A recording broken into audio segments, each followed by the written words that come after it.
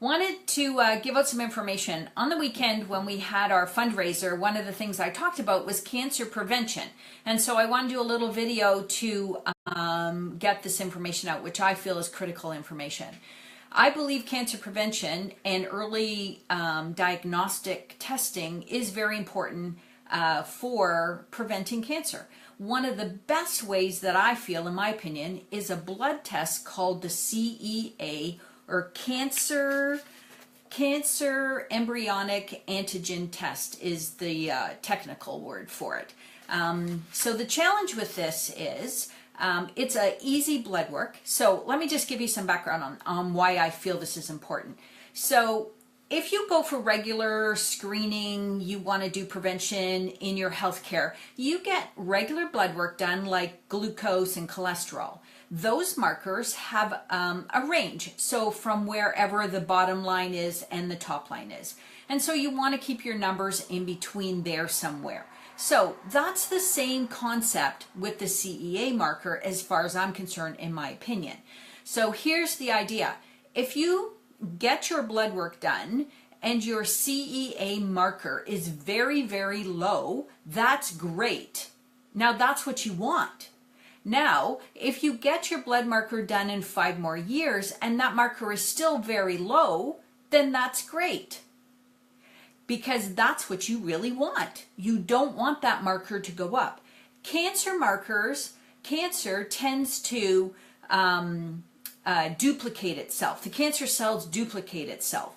So what's happening is they actually start to multiply and multiply and multiply, and then it becomes out of control. Whereas if you can see that marker growing or getting higher, you know that the CEA markers, or the cancer embryonic antigen markers in your protein in your body, are developing, are growing and growing in numbers. So wouldn't it make sense to be able to look at that and to be able to see if that marker is going up higher? That's what I feel, in my opinion. So it sounds pretty easy, right? It's a blood test that's costs $35 to get done.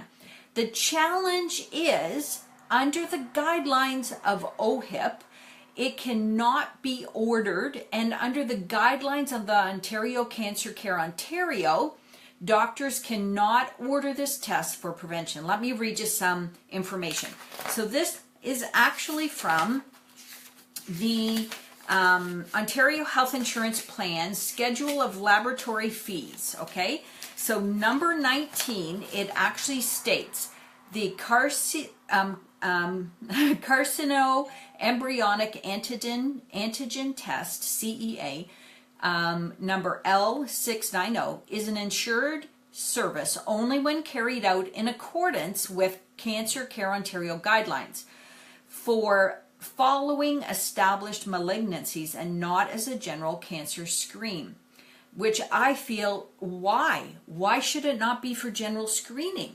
It should be for general screening and not just for following established malignancies. And so here's what happens when someone does have cancer and they're getting chemotherapy or radiation. They then will continue to get blood work done, that same test, the CEA test.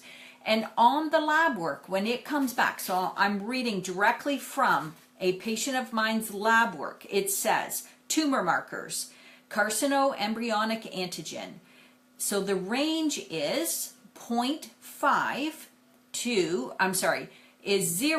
to 5. This particular patient's, theirs was 0.5. So that's very good. That's where you want it to be. So underneath it says the CEA assay is to be used as an aid in the prognosis and management of cancer patients in whom changing concentrations of CEA are observed.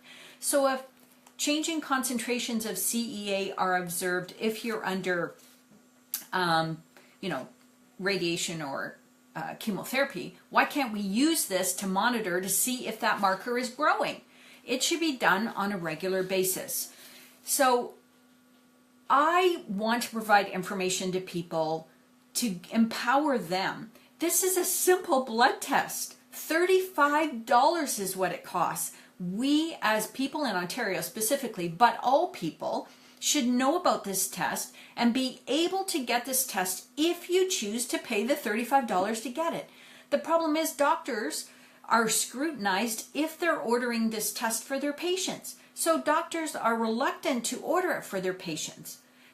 That's bizarre. We want to do prevention. We need to do prevention, and this is one of the greatest markers to be able to do it.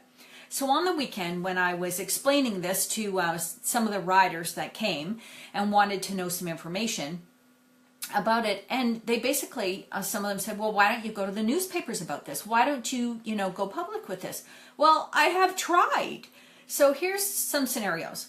Over the, last 20 years of my life, I have been interviewed for a variety of reasons on TV, radio, newspapers. I have contacted every one of those people that have interviewed me for various reasons to give them this information. And nobody will take the challenge on providing this information out to the public. And in fact, a few years ago, I used to write articles in our local newspaper. And so like 20,000 readers used to get it. It's a free to the community and beyond. And in fact, I was asked to write this article on health and wellness. So a few years ago, probably 3 or 4 now. And so I'm a homeopath, and I specialize or focus on drugless cancer care. So a lot of my articles are going to be on homeopathic medicine and different other protocols and information on treating or working with drugless cancer care. So that's my focus. And so I started writing articles, truth, factual articles, back them up with research. And over a year or so, my articles stopped being printed. And so I was contacted by the newspaper, and they told me that they would no longer be printing my articles if I wrote on anything to do with drugless cancer care. Seriously, I was no longer allowed to write anything to do with explaining to people about anything other than chemotherapy or radiation to deal with cancer. Then later on, I was told that I could no longer write about homeopathic medicine unless I was going to back it up with research, which I did. Then I was told I could no longer write about homeopathic medicine, and anything I did write, I had to show the other side of it, and that's how they would only accept my articles. Well, I couldn't write articles anymore if I couldn't tell the truth, if I couldn't get the information out. Because I would doubt that you could find an article that talks about chemotherapy that's going to give you the alternative side and say that there's other choices out there besides chemotherapy. But I was told I had to do that. We have a huge problem when I can't even go and present this information to journalists, whether it be in radio, whether it be on TV, or by print. Because nobody is willing to print this information and get the truth out. Something is very sad with our society. And so I hope you enjoy this information. I hope this empowers you. I hope that you ask for the CEA marker and get it done. Please follow my live streams. I'm going to be putting together a petition to try to get the CEA marker available for all people, especially in Ontario, because we have a publicly funded healthcare system that we pay for with our taxes and can't even get it done, even if we want to pay for the test to get it done. Many doctors won't allow us to order it. And I get it. They're told they can't. And then beyond that, to get the Cancer Act, which is a whole different other topic, out of our laws. So stay tuned.